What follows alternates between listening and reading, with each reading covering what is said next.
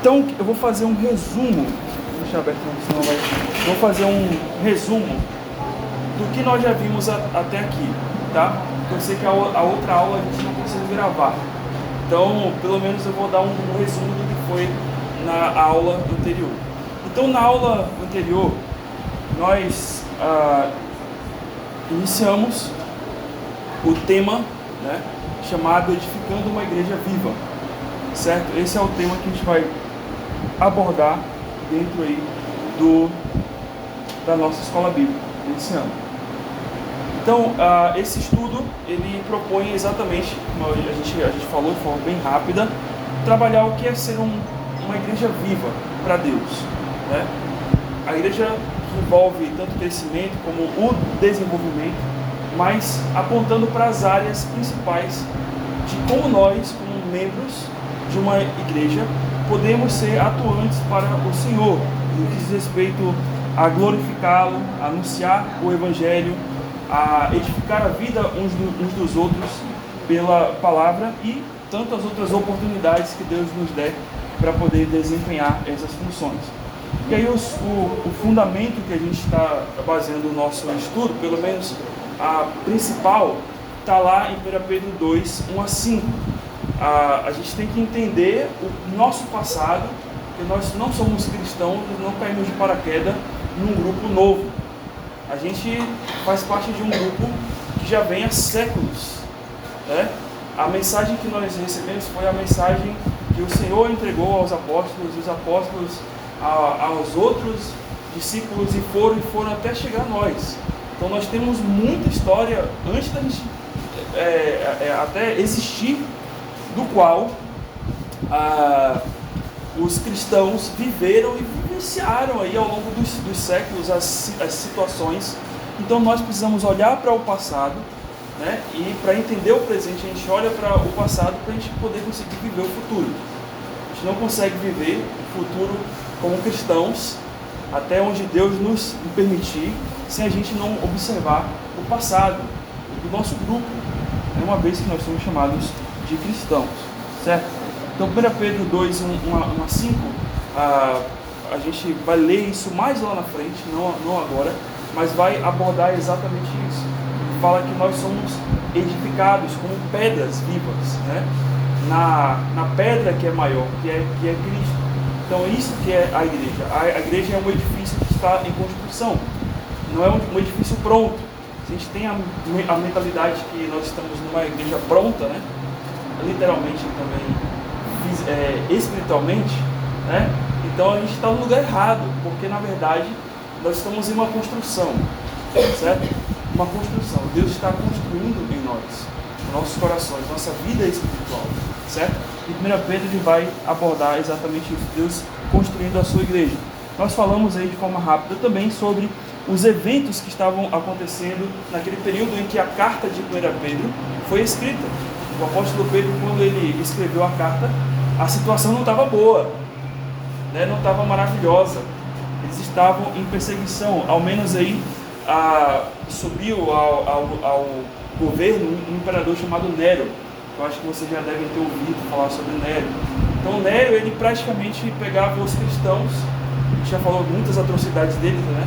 Mas dentro de uma das, ele reunia os cristãos para perseguir, e muitos deles eram colocados como tochas humanas, né, vivas, feitas de velas, e servia para iluminar o jardim do palácio de Nero enquanto ele dava festas.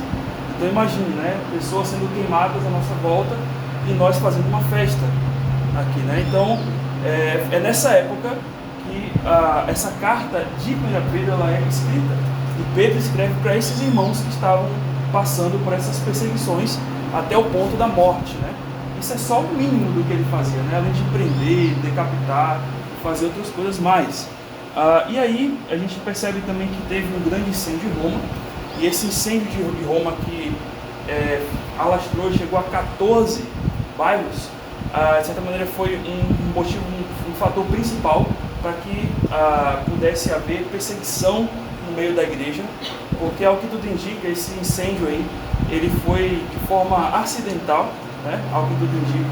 Alguns dizem que é Nero, né? Fica aquela disputa, mas ele aproveitou esse incêndio, e já que a sociedade já tinha ódio pelos cristãos, e ele culpou os cristãos por causa deste incêndio. E por isso houve uma onda grande de perseguição, né? E nós temos também aí que a sociedade tinha ódio pelos cristãos. Nós vimos aí as citações de um historiador chamado Tácito. E esse historiador, ele conta como a sociedade via os cristãos. A sociedade via os cristãos como pessoas desprezíveis, pessoas que não gostavam da cultura, né, das coisas belas da vida, né, não adoravam os mesmos deuses que eles. Então, esse problema todo causou a perseguição, certo? E eu vou passar esses slides aí, porque a gente não vai se deter aqui, certo? A gente falou isso nas semanas anteriores.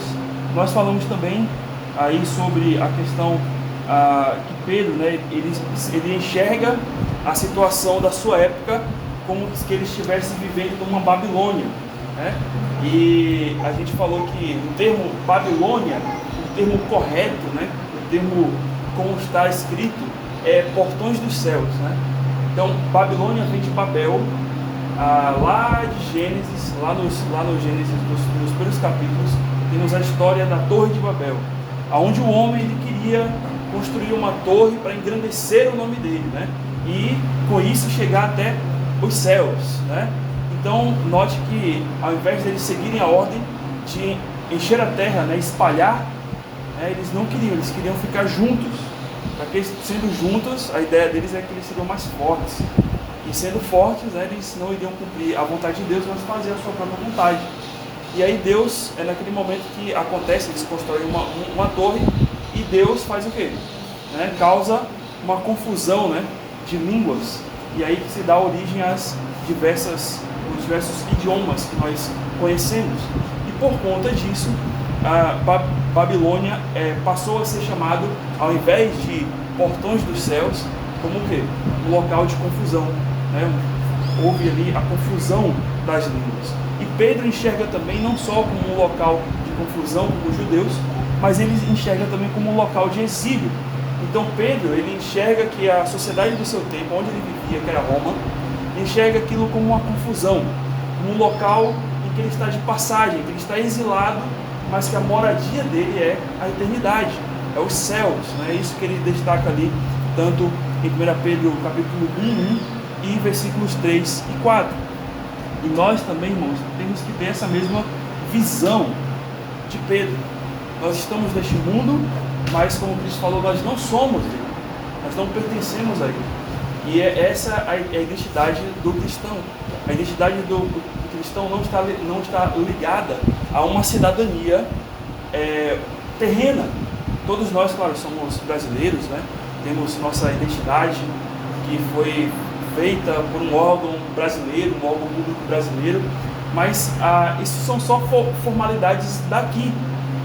No fim das contas mesmo, nós já não nos identificamos mais como brasileiros, né?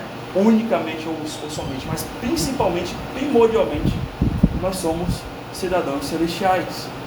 Então essa é a nossa visão, porque nós vamos para lá, um dia nós vamos chegar lá. E Pedro, o autor dessa carta, né, que tem ali muitos ensinamentos para os crentes, ele praticamente foi decapitado. Aliás, perdão, ele foi Paulo, mas ele, ao que tudo indica, conforme a tradição nos conta da história de Pedro, da morte de Pedro, ele foi crucificado de cabeça para baixo, porque ele não se sentia digno de morrer como o seu Senhor, né? Então, Cristo morreu, né, crucificado, e Pedro morreu crucificado, só que de cabeça para baixo, como tem até a foto aqui, não sei se dá para vocês verem, mas tudo bem. Bem, então a gente aprendeu aí muitas coisas, né? Eu passei aí o que a gente poderia aprender com tudo isso, mas no fim das contas, os crentes daquela época, eles tinham uma nova visão de vida. O viver deles era Cristo. Eles tinham novas aspirações. As aspirações era pensar nas coisas do alto. Então a vida deles não focava em si mesmos. É isso que eu transmitir e abordei naquele dia, mas a ideia é que eles viviam uns para com os outros, servindo uns aos outros, por nós, né? E por conta disso, porque essas coisas estão relacionadas, né, as coisas do alto, porque lembra, no céu, quando nós chegarmos lá, aqueles que creem em Jesus Cristo, os cristãos, nós não ficaremos isolados uns dos outros, né? Nós não ficaremos longe uns dos outros. Eu vou para o céu e lá eu vou fazer o que eu quiser. Não vai existir isso, claro, a nossa mentalidade será nova, será tudo diferente. Mas nós vamos viver juntos, unidos, cultuando, celebrando a Deus, né? E muito mais, nem coisas assim que eu nem sei. A Bíblia fala de algumas poucas coisas do que acontecerá no céu, mas tem muito mais que nós nem sabemos. Então a nossa vida será exatamente unida juntos a Cristo, né? Unidos uns aos outros. E falamos que o nosso problema hoje é que nós amamos mais essa vida, as coisas daqui, do que a verdadeira vida que logo está à nossa porta, e que por conta disso nós damos mais valores, vou passar esses slides aí falando sobre isso, mais valores à nossa própria vida, às nossas próprias vontades, aos nossos próprios gostos. E no fim das contas, fechando, né, nós não pensamos muito na nossa vida em comunidade, que na verdade é o início do que será o céu, uma vida unida juntos, como grupo, como família do Senhor. E a frase que eu destaquei aí foi que a maneira como você se comporta pela Igreja de Cristo, né? Aliás, a maneira como você se importa pela Igreja de Cristo reflete a maneira de como você leva a sua vida espiritual. Isso é fato. A maneira como nós levamos a nossa vida espiritual vai respingar naquilo como nós servimos a nossa igreja. Quando eu falo servir na igreja, é das múltiplas formas, certo? Na comunhão uns com os outros, no servir, mas também no ajudar, no amor, nas boas obras, certo? Então isso é evidente. Se a nossa vida espiritual ela vai mal, também a nossa vida de servir na igreja vai mal, porque você não tá tendo o alimento, o combustível para que você possa também fazer o quê? Servir a outros com esse mesmo combustível que vem de Deus, certo? Então, se você não se alimenta de Deus, se você não cresce na sua comunhão com Deus, como você vai então crescer e abençoar a vida do seu irmão? Como o próprio João, o apóstolo João, ele vai dizer, né? Como é que nós podemos dizer que amamos ao nosso irmão? Como nós amamos a Deus, que nós não vemos, sendo que odiamos ao nosso irmão que nós vemos. Então, como é que... eu não vejo Deus, mas eu digo que eu amo a Deus, mas o meu irmão que está do lado, né, no horizontal, eu não consigo amá-lo, né? Então, que coisa é essa, né? Se o simples, se o básico, aquilo que eu estou vendo, enxergando, eu não consigo. Quanto mais o vertical, né? Então, esse é um ponto que a gente trabalhou na semana passada. Então, o final que nós aprendemos é que o primeiro passo para sermos igreja viva é detectar o que tem nos levado a ser uma igreja morta, certo? Claro, somos salvos em Cristo, somos vivos espiritualmente, mas a questão é que muitas vezes nós podemos ficar tão frios, né? Como o próprio apóstolo Paulo fala em 1 Tessalonicenses 6,5, que nós apagamos o Espírito que está em nós, ao ponto que a gente fica ali como se estivesse morto, estagnado, crentes assim, parados, levando a vida de qualquer jeito. E precisamos então mudar isso. Se queremos ser membros de uma igreja viva, nós devemos tornar morto o nosso eu. Então esse é o primeiro princípio que nós aprendemos neste estudo, que uma igreja viva mortifica o seu eu para viver o nós, tá? Esse é o primeiro ensinamento que nós temos. A igreja viva, ela mortifica o seu eu para viver o nós. Pastor, então a partir de hoje acabou tudo, né? Eu tenho que só viver para a igreja. Não é isso. Mas você tem que enxergar que, olha, eu tenho participação também. Eu tenho que fazer algo também para servir a Deus, né? Então não é que você vai, como muitos até no passado faziam até. Vendiam tudo e saíam pelo mundo pregando o evangelho, né? Claro, se Deus tem te chamado para isso, tudo bem. Se Deus tem te comissionado, dado esse dom, mas nem todos vão ter esse dom, certo? Então a gente tem que viver num equilíbrio. O equilíbrio entre mortificar o eu, certo? E viver o nós, mas de uma maneira também em que você tenha esse equilíbrio de também servir a Deus, buscar a Deus em primeiro lugar. E as outras coisas nos serão acrescentadas, como Ele também nos diz. Então hoje nós vamos aprender o segundo princípio, aí, que é um princípio muito interessante, maravilhoso de se estudar, né? É um princípio assim, quer dizer, o tema de hoje, que vai culminar no princípio, é um tema muito gostoso de trabalhar, não é? Olha aí o que está na tela, né?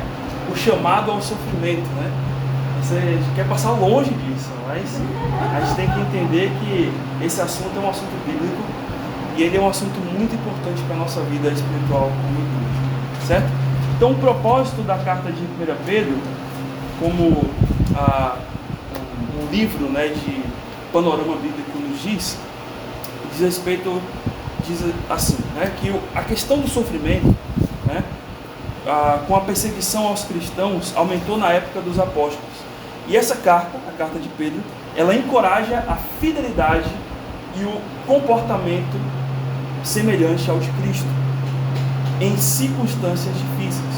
Então a carta ensina o que significa ser povo de Deus em tempos de sofrimento, perseguição e provação. Irmãos, isso é interessantíssimo, porque nós, não só a carta de Pedro, mas você já parou para pensar que todas as cartas do Novo Testamento, elas foram escritas no período da perseguição? Nenhuma carta do Novo Testamento ela foi escrita numa época onde tudo estava bem, onde o escritor, inspirado por Deus, falava assim, né? Agora vou sentar na minha mesa, abrir a minha janela aqui, né? De manhã cedo, os passarinhos cantando, e vou começar a escrever, né? O que Deus quer colocar na sua palavra. Nenhum. A gente talvez pode imaginar como foi a escrita da Bíblia nesse tempo, né? Talvez corrido, né? Mas uma escrita talvez assim com o coração atribulado, né? Tenso ali, mas Deus ainda dando graça para que cada escritor pudesse escrever ali cada parte da Bíblia, né? Os apóstolos Pedro, Paulo, João, Marcos, né? Mateus, Lucas, de uma maneira em que eles pudessem, mesmo que iriam morrer, porque ter uma carta de Deus como um cristão naquela época era uma sentença de morte, né? Era como se você tivesse algo proibido e você fosse caçado por conta disso. Tem alguns países aí em que você não pode portar a Bíblia, né? Nem pregar a Bíblia, quanto mais portar a Bíblia também, mais ainda, né? É como se você estivesse num país desse, em que não pode portar a Bíblia, não pode ter a Bíblia, e você tem essa Bíblia, esse livro em casa, e você tem que guardar ele. Então olha a atenção, e não só guardar, mas você tem que fazer cópias e mandar essas cópias para outras igrejas, e pedir que pessoas, que naquela época não tinha internet, né? Era muito simples, né? Mandar a carta de Pedro, vai no WhatsApp, né? Mas naquela época você tinha que fazer cópias, dar para pessoas. Essas pessoas tinham que caminhar, porque também não tinha meio de transporte assim como tem ônibus, né? Carro, avião, e levar essas cartas a pé durante dias para poder chegar numa igreja e ser lida. E nesse meio tempo podia o quê? Da escrita até chegar essa carta lá, da pessoa ir andando levando a carta como um correio, eles podiam ser pegos no meio da estrada, podiam ser revistados, e aí quando eles liam o que tinha aquele papiro, aquele documento, eles viam que era algo dizendo da seita do caminho, né? Da seita do Nazareno, né? Que é Cristo, e por conta disso serem presos. Então note como é que era o cenário todo. E aí quando nós sentamos a nossa Bíblia, a nossa Bíblia na nossa casa, abrimos hoje, né, a nossa janela e vamos fazer o nosso devocional, a gente senta e vê aquelas palavras ali e nem imagina o que estava acontecendo naquela época. O sofrimento que eles estavam passando, um tempo difícil. E a gente olha aquelas palavras e se encanta, né, com a leitura da Bíblia, do Novo Testamento, sobre tudo que nós estamos falando aqui. sem imaginar o sofrimento que eles viveram ali naquela época para poder guardar essa palavra até chegar a nós, certo? E de fato, irmãos, o Senhor, Ele tem, não é apenas a carta de Pedro, mas todas as cartas foram escritas nesse contexto de sofrimento. Então Deus teve propósitos especiais quando inspirou seus servos a registrarem a sua palavra no momento aflitivo da sua igreja, certo? Talvez para a gente não cair no erro de dizer assim, Senhor, quando Paulo escreveu isso, quando Pedro escreveu aquilo, quando João escreveu aquilo, ele estava numa situação maravilhosa, mas se eu, E aí quando você vê a vida de Paulo, toda hora, se você ler o livro de Atos, toda hora sendo quase que morto a cada cidade que ele entrava para poder pregar o Evangelho, e você vê o que ele fala, sobre Deus, sobre a confiança em Deus, sobre sofrimentos, que Paulo foi o que mais falou sobre sofrimentos, porque ele sentiu na pele. Então você para hoje a sua vida e fala assim, a minha vida não é assim, tudo aquilo que eu achava que estava sofrendo, Tiveram outros que passaram por lutas terríveis, e eu não corro risco de sair na rua hoje e ser apedrejado como um cristão. Aqui não, talvez em outros lugares, alguns cristãos sim, mas naquela época com Paulo não era assim.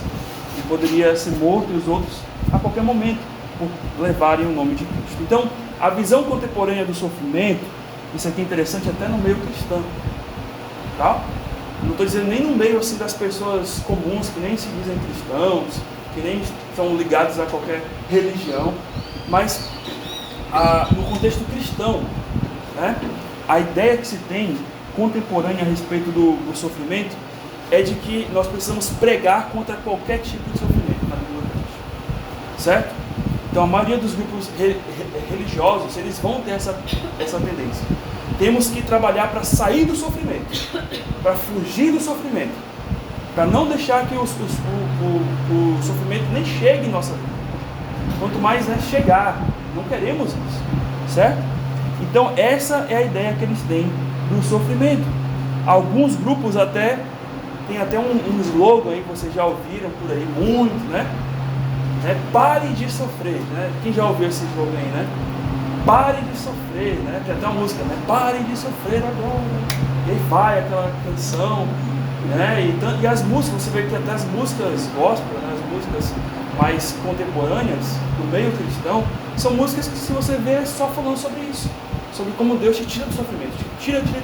Claro, a gente vai ver, a gente não está negando que Deus tira você do sofrimento, que tira a gente do sofrimento, não é isso. Mas a gente não pode ter essa ideia apenas de combativa do sofrimento sem entender o propósito do sofrimento, certo? E tem algo que está ali, que é importante. Então eles vão crer que o sofrimento é um problema a ser combatido, como nós falamos, que o sofrimento vem de Satanás. Olha, não, de Deus não vem. Deus não pode fazer você sofrer. Só pode ser Satanás.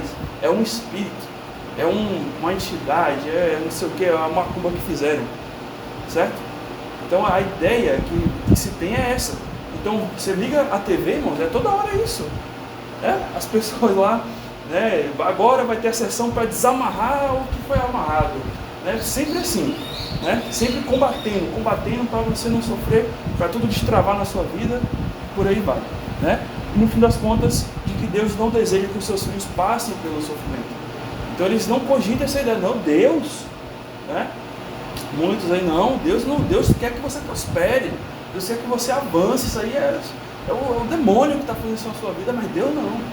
E a gente vai ver que Deus coloca a gente no sofrimento, e Ele coloca com propósito, Ele coloca com uma visão importante que a gente precisa entender na nossa vida. Então a verdadeira vida cristã é marcada, na visão deles, por abster-se de qualquer sofrimento, os quais, se surgirem, devem ser eliminados por completo. Então essa é a visão deles, E apenas assim o verdadeiro cristão alcança a vitória. E nós vamos ver que Paulo fala o contrário, que é através dos sofrimentos que ele alcança o poder de Deus, a vitória. E não o contrário, não é se livrando do sofrimento, mas é através do sofrimento, o meu poder se aperfeiçoa na fraqueza. É totalmente o contrário do que esse povo fala. Então como é isso, Como é que eu vou alcançar a vitória se eu não passo por nenhum sofrimento? Ao contrário. O próprio exemplo de Cristo. Qual foi a maior vitória que qualquer homem, vou colocar homem, né? Encarnado, que passou por essa terra já teve? A cruz. É a maior vitória. A maior vitória que alguém já teve. É Cristo, quando ele vence a cruz, ele está sofrendo, mas ele precisou passar pela cruz para poder vencer. Não haveria vitória se não tivesse a cruz. Para nós também, principalmente para nós, porque a cruz para nós é o motivo da nossa vitória. Né? Então, é importante, irmãos, isso. Então, nós precisamos fazer algumas considerações sobre o sofrimento, certo? Primeiro, não queremos defender que os cristãos precisam amar, desejar ou ter prazer pelo sofrimento, de qualquer tipo. Não é isso que a gente está falando aqui, certo? Claro, se Deus puder nos evitar o sofrimento, nós agradecemos a Ele. Mas se Ele nos colocar no sofrimento, a gente tem que entender que tem uma razão, que nós precisamos passar por aquilo, porque tem um propósito de Deus, certo? 2, não estamos promovendo a busca pelo sofrimento, né? Quanto mais vamos sofrer, mais então Deus vai nos abençoar, né? Não tem isso também, certo? Não é assim, certo? Pois acreditamos que existem sofrimentos que devem ser evitados, pois suas consequências são perigosas para a nossa vida, tá bom? Então essas são as duas considerações. A gente não está buscando sofrimento e nem a gente está dizendo que nós temos que amar o nosso sofrimento, apesar de que Deus nos ensina isso também, amá-lo no meio do sofrimento, certo? Aí passamos adiante. Nós vamos entender que os sofrimentos ocorrem em nossa vida de diferentes fontes, tá bom? A primeira fonte, e talvez aqui a gente vai, como escola bíblica, eu vou querer a participação de vocês agora também, tá? Quem quiser participar. Então, os tipos de sofrimento, quais são as fontes, as origens, né? Os tipos de sofrimento que nós podemos encontrar na vida. Primeiro, pecados pessoais, certo? O pecado pessoal, né? Os pecados pessoais. Então, pecados pessoais são os nossos atos particulares contra a vontade de Deus, que vão gerar de alguma maneira alguma aflição ou relacionado à parte física, emocional e principalmente espiritual, porque todo pecado afeta o nosso relacionamento espiritual com Deus, certo? Então, os nossos pecados pessoais são a primeira fonte do sofrimento. Aí alguém vou aqui perguntar, um personagem da Bíblia, tem vários, mas cita aí um personagem da Bíblia em que passou por sofrimentos devido a pecados pessoais. Davi, muito bem. Tem outro? Davi tem vários, né? Vários. Moisés, né? Feriu a rocha quando Deus falou que era para falar. Mas só Absalão que morreu, né? Também outro. Sansão é um outro também. Saul. Então você vai ver que tem vários, né? Você pode estar eu também. Né? Fora da vida tem eu, né? E por aí vai. Aí temos a outra, né? A dor de terceiros. Então, os sofrimentos por causa de pessoas, certo? Então essa é outra fonte, outro tipo de sofrimento. Podemos ser acometidos pelo sofrimento através de problemas que as outras pessoas nos causam, correto? E geralmente pessoas que nós amamos, que nós temos um apreço. Quando essas pessoas nos decepcionam, quando essas pessoas fazem coisas que nos sentimos traídas ou que ofendem a nós, então nós sentimos a dor do sofrimento por causa da dor do outro, do sofrimento do outro, certo? Então podemos pensar dentro da Bíblia se já aconteceu isso? Vamos pensar aí? Tem também. Sim, pessoas que sofreram por conta da consequência do pecado dos outros. Família de Davi, muito bem, né? Porque praticamente por causa do pecado dele, não faltou a espada na sua casa, né? Então a família dele foi afetada, o sofrimento passou para os filhos também, certo? Podemos pensar em outro aí? Né? Tem muitos, né? Mas quando Adão e Eva pecaram, a humanidade toda sofreu. Muito bem, então a gente sofre, né? Por conta disso também. Ele falou pro próprio Cristo, né? Que sofreu por causa da nossa dor, né? A gente pode pensar, né? Cristo, o próprio Cristo sofreu por causa da nossa dor. A dor de terceiros, né? Nós, né? Discípulos. Sim. Sim, e ele sofreu por isso. Pelos filhos também, né? Muito bem. Então, nós temos outros exemplos nesse sentido. José também, certo? Isso, exatamente, né? Por causa do pecado de outros, né?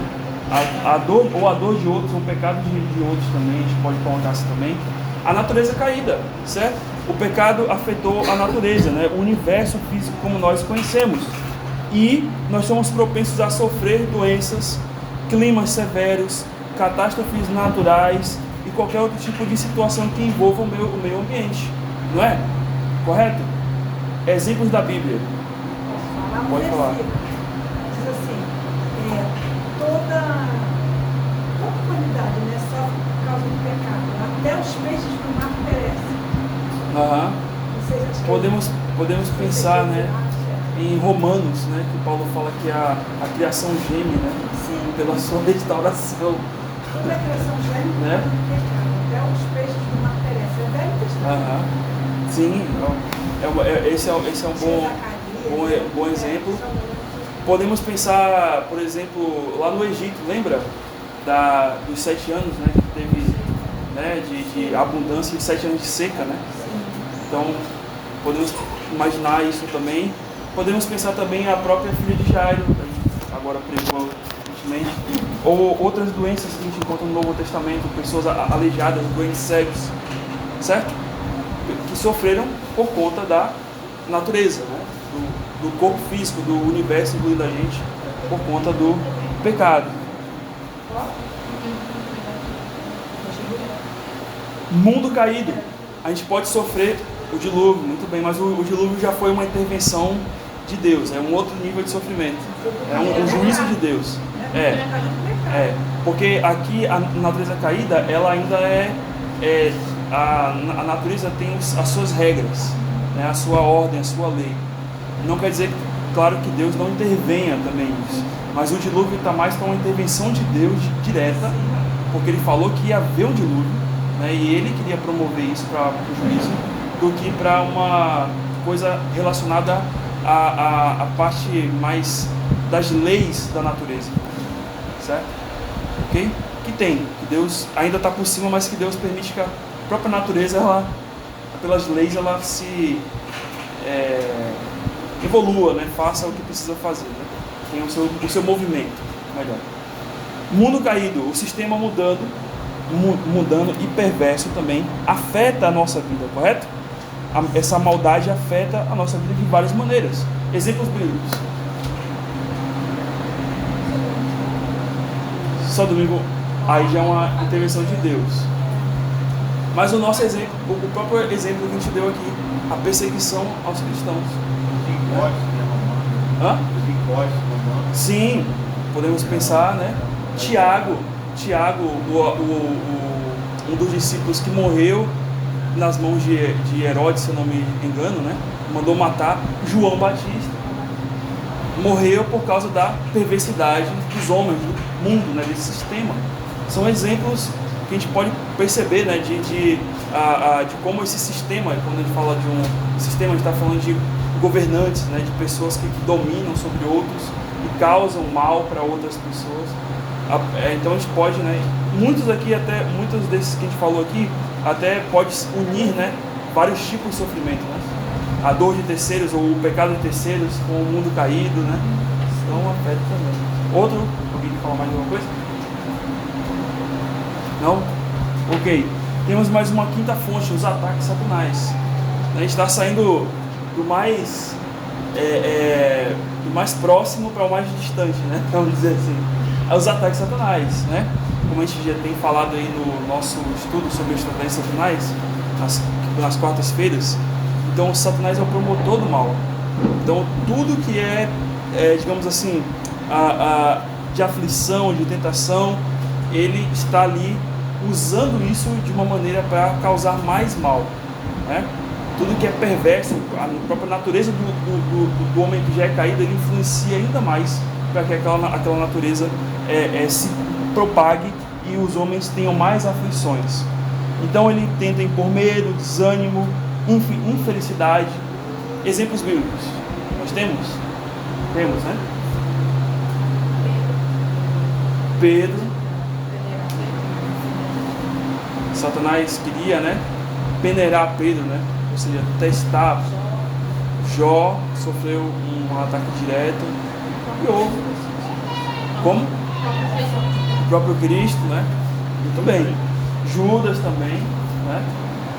Que seguiu o seu caminho, né? Atendendo também a Satanás. Sim. Podemos pensar também, né, que os próprios governantes também eles têm esses ataques, né, essas tentações, e Satanás infunde neles o desejo de fazer mais mal. Perfeito? E o sexto, provações de Deus, certo? Que são os testes de fé, que estão ligados de algum modo a um sofrer que a gente passa, certo? Mas esses testes são com o propósito de aperfeiçoar a fidelidade em Deus, a nossa fidelidade em Deus. Exemplos na Bíblia nós temos Abraão, Isaac, né? José, né, que passou por tudo e ele se manteve fiel. Sim, o próprio povo de Israel, né, quando passou do deserto, né, que o próprio Deus fala que ele colocou ali para testar, para provar o que estava no coração. É um exemplo, né? Então Deus usou, né, o pecado do povo, né, ou seja, lá, né, os pecados pessoais, mas também como meio de fazer com que aquele povo fosse testado. Então lógico que os tipos de sofrimento eles se relacionam, né, de alguma maneira, né, uma coisa com a outra, correto? Tem mais algum? Jó foi estado.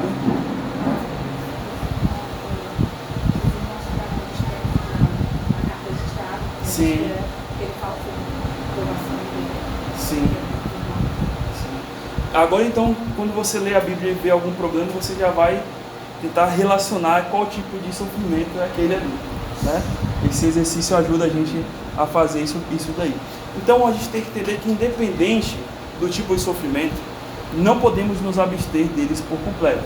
Então nós já vimos que o sofrimento não vem só de Satanás, né? Tem várias fontes de onde vem, certo? Mas a questão é que a gente não tem como fugir do sofrimento.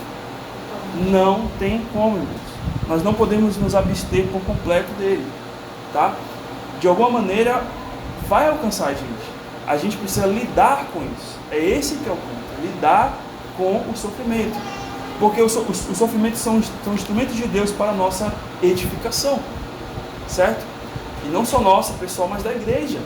E daqui a pouco eu vou fazer algumas citações que vocês vão ficar assim: uau, pastor, eu nunca tinha pensado nisso ou olhado por essa ótica, né? Então qualquer sofrimento que está sob o controle de Deus, conforme nós lemos em Romanos 8:28. O que diz lá Romanos 8:28? Todas as coisas cooperam ou contribuem, né, para o bem daqueles que amam a Deus. Então todas as coisas. Então se lá em Romanos 8:28 diz que todas as coisas cooperam, isso também inclui o quê? O sofrimento. Não é somente todas as coisas boas. Ele não fala assim, todas as coisas boas cooperam para o bem. Ele fala todas as coisas, que abrange também as coisas boas e abrange também as coisas más. Então tudo está cooperando para o bem daqueles que amam a Deus, inclusive o sofrimento. Então nas mãos de Deus o sofrimento tem um propósito educativo, conforme nós lemos lá em Hebreus 12:5-7. Se alguém puder ler Hebreus 12:5-7, e outra pessoa, outro irmão, irmã, ler Salmo 119:71, a gente vai ver o que a Bíblia diz sobre o sofrimento, certo? O sofrimento como um meio educativo. Pode ler, Débora. Estás esquecido da instrução que, como a filhos, discorre por tudo. Filho meu, não menospreze a correção que vem do Senhor, nem desmaies quando por ele és reprovado. Porque porque o Senhor corrige a quem ama e açoita a todo filho a quem recebe. O que? Deus açoita os seus filhos, né? Ué, quando aqui tem as mães, né? Tem mães que já são avós, tem mães que estão no início, né? Ainda, que não são avós ainda e que querem ser, né? A minha esposa aí já quer ser avó, a minha esposa. Né? Mas olha só, falando aqui com as mães, né? Quando seu filho lá fazia uma coisa errada, né? Desobedecia, e você falar, meu filho, não faça isso não, né? Aí ia lá de novo e fazia a mesma coisa. Meu filho, não faça isso não, tá errado, você vai se machucar, vai ter um problema. Aí você ia lá a terceira vez, a mesma coisa. Aí você, na quarta você já sabe, né?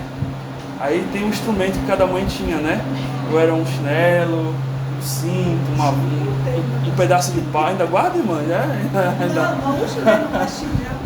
Aí isso, então. Então tinha algum instrumento, ou se não era, tinha um instrumento, tinha algum castigo, né? Alguma disciplina. Então a mesma coisa é com Deus, conosco. O Hebreus fala exatamente isso. Quando nós somos desobedientes a Deus, nosso relacionamento com Ele, com os filhos dele, Ele tem que nos disciplinar. Ele tem que nos chamar a atenção de alguma maneira para aquilo que a gente precisa prestar atenção, certo? E aí nós lemos Salmo 119 e 71. Foi bom para mim ter sido castigado, para que aprendeste os teus decretos. Então, o que o salmista ele identificou através da disciplina de Deus? Que foi bom, por quê? Porque ele aprendeu a palavra de Deus. Então, quer dizer, se Deus não trouxesse o castigo, o sofrimento para a vida dele, ele não iria aprender o quê? A palavra de Deus. De alguma maneira, o coração do salmista devia estar travado para poder seguir a vontade de Deus, obedecendo a sua palavra.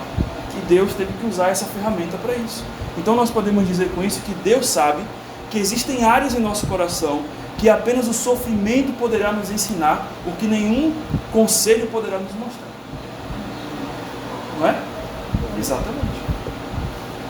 Porque você pode ouvir o pastor, você pode ouvir a Bíblia dizer, você pode ouvir 10.000 pregações sobre o mesmo tema, mas ainda o seu coração fica duro. Deus sabe que só Ele quebrantando você vai conseguir ouvir aquilo ali. Uma mãe, né? Meu filho, não faça isso. Meu filho, não faça isso. Meu filho, não faça isso.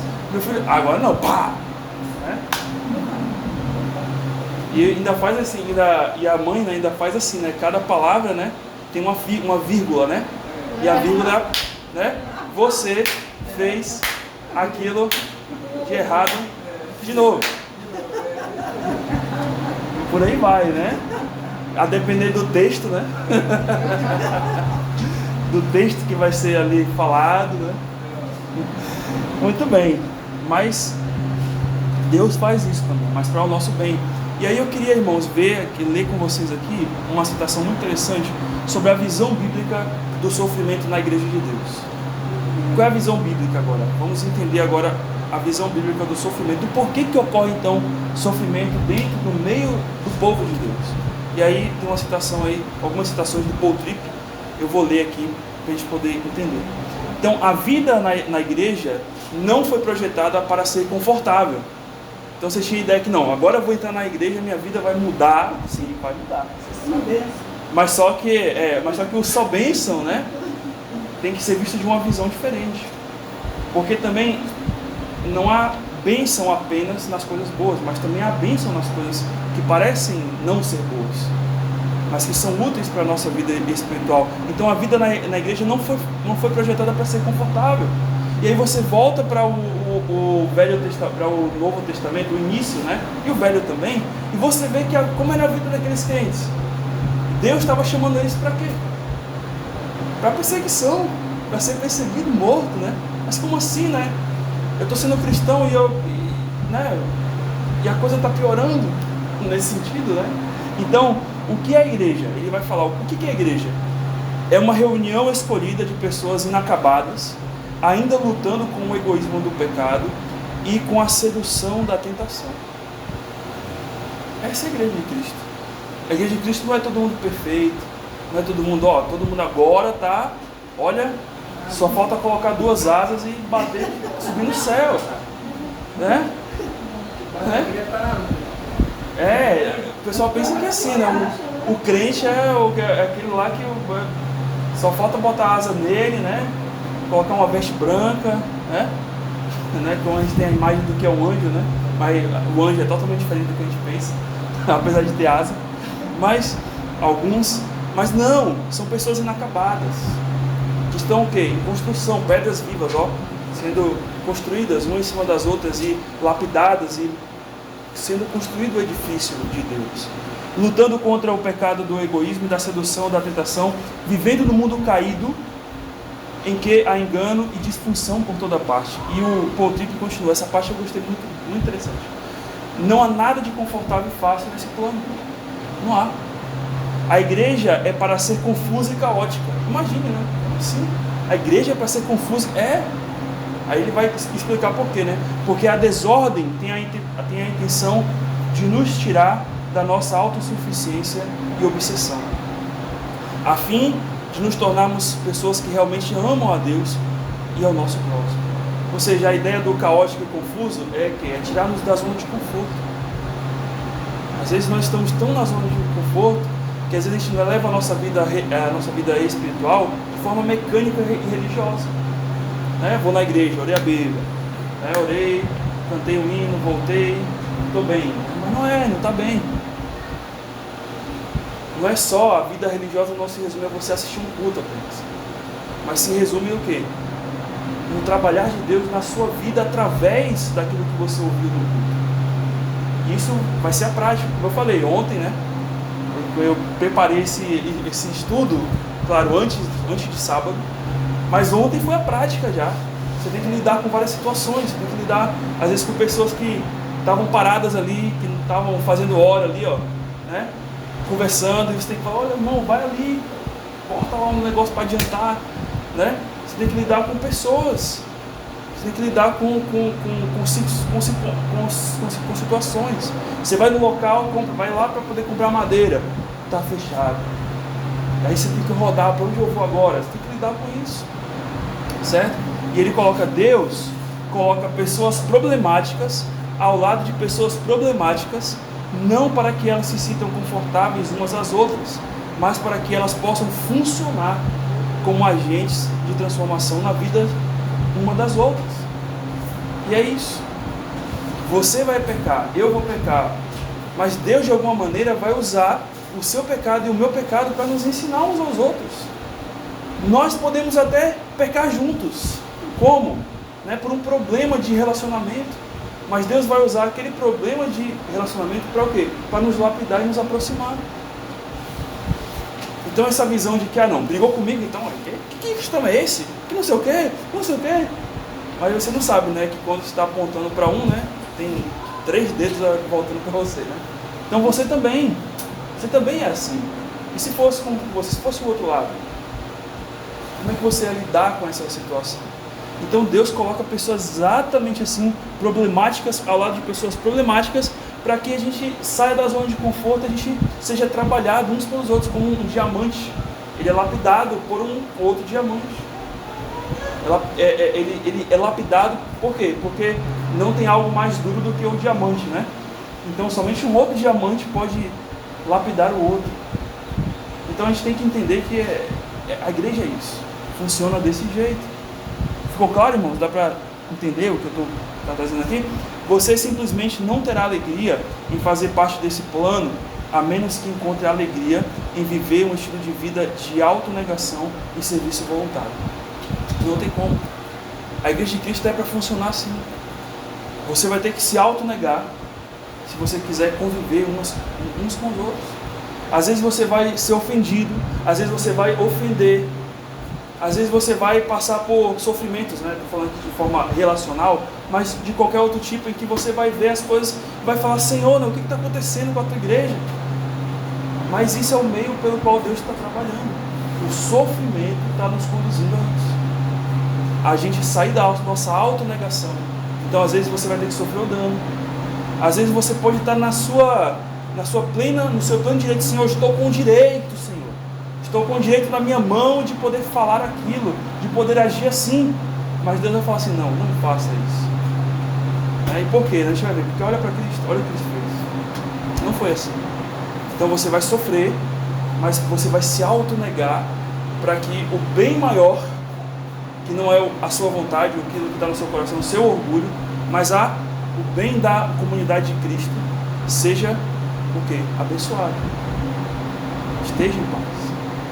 E você vai fazer isso através do servir voluntariamente.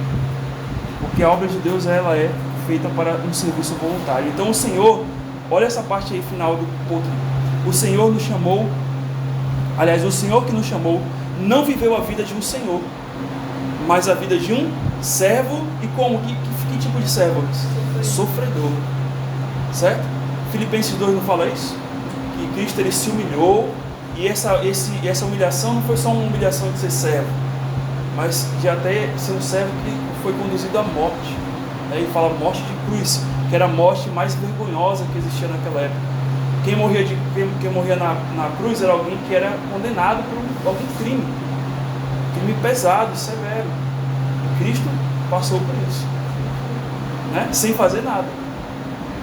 Ele podia falar, ele não estava no direito ali, assim, ó, bum, manda raio para todo quanto é lado aqui, pronto. E estava certo? Estava. Porque ele era Deus.